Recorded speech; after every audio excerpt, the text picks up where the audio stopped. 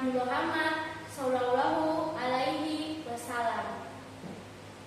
Bapak Ibu ingkang pasarta ingkang bagya mulya, keparenga kula sharing saking SD Negeri Bekonang Kalih. Wonten wekdal menika ngaturaken sesorah kanthi irah-irahan, ngulinakake urip sehat ing paginan. Kasarasan menika bab wigatos ingkang nyengkuyung sedaya kegiatan ingkang kita tindakaken. Tanpa kasarasan ingkang sae, kita boten saged makarya, sinau, ugi nindakaken tugas-tugas. Kasarasan menika wonten sambung rapetipun kaliyan istilah pola hidup sehat. Pola hidup sehat menika satunggaling kabetahan ingkang boten saged dipuntilaraken kita sedaya.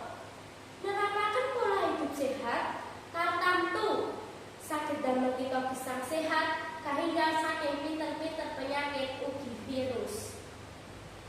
Sapindah ingkang kedah kita gatosaken inggih menika pola dahar. Wekdal menika kita mangertosi kathah tiyang-tiyang anggadhahi penyakit ingkang maneka warni, boten kados jaman simbah-simbah kita rumiyin. Napa malih sakmenika kathah pawato bilirane taksih alih, sampun gadah penyakit gagal ginjal, obesitas, diabetes, jantung, ugi kekurangan nutrisi.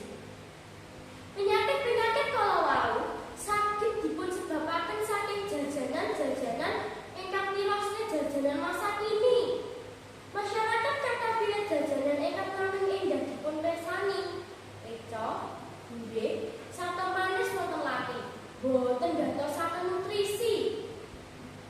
Sejatosipun jajanan-jajanan sakmenika kathah pengawetipun, pewarni, lemak, ugi pemanis. Sedaya kala wau boten sae kangge badan kita. Badan kita betahaken daharan ingkang seger, kathah serat, ugi nutrisi.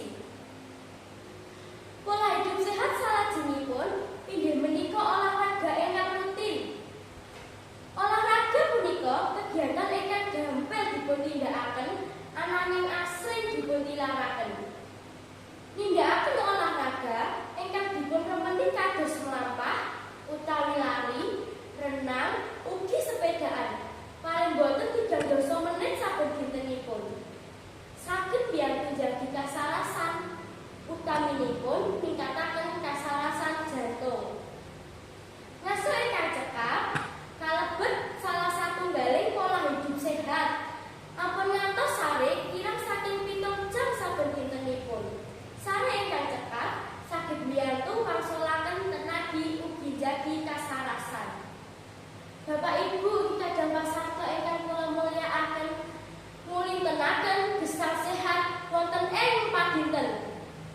Saged dipuntindakaken kanthi njagi pola dahar, olahraga, nasu ingkang cekap, ugi njagi karesikan badan saha lingkungan. Bangsa kiyen menika bangsa ingkang sehat.